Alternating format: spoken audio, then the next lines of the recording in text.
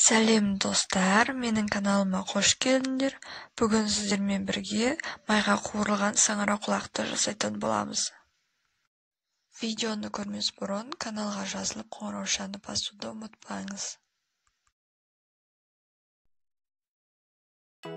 Ең алдымен саңырауқұлақты тазалап жуып, осындай етіп бөлшектерге бөліп аламыз.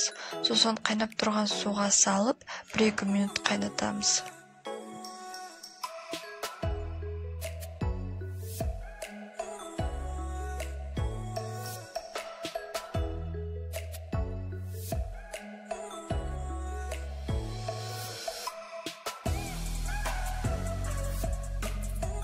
Екі минут өтті, қайнап тұрған саңырауқұлағымызды сүзіп алып, суға салып шығарамыз.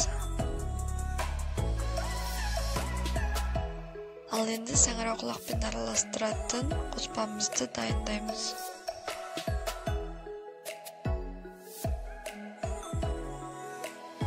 Ең алдымен 2 жұмыртқамызды дайындап алып, оны жақсылап араластырып, 3 қасық крахмал, 1 қасық ұнды қосып, жақсылап араластырып аламыз.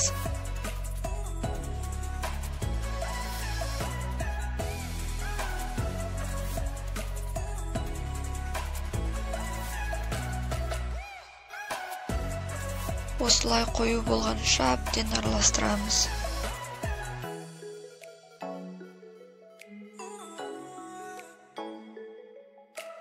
Жаңағы сүзіп алған саңырауқұлағымыздың суын шығарып, бөлек ыдысқа салып аламыз. Саңырауқұлақтың үстіне 1 қасық тұз саламыз.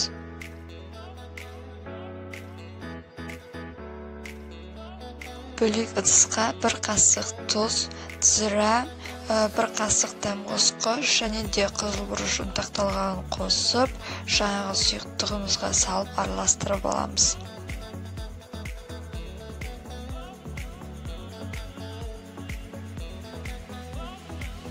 Дайындап алған саңырауқұлағымызды дайындап алған сұйықтығымызға салып араластырамыз.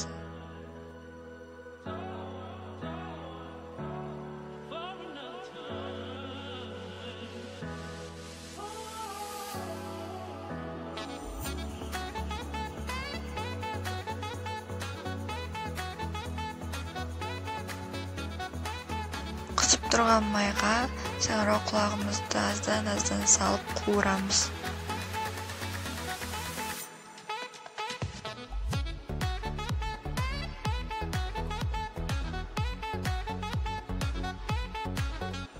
Саңырауқұлағымызды осындай сарғайғанша қуырамыз.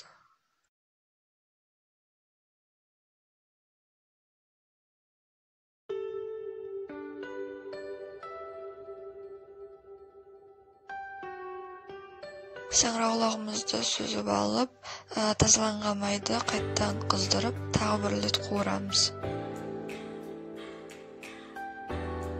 Екінші рет қуырған кезде 1 минут қана қуырамыз.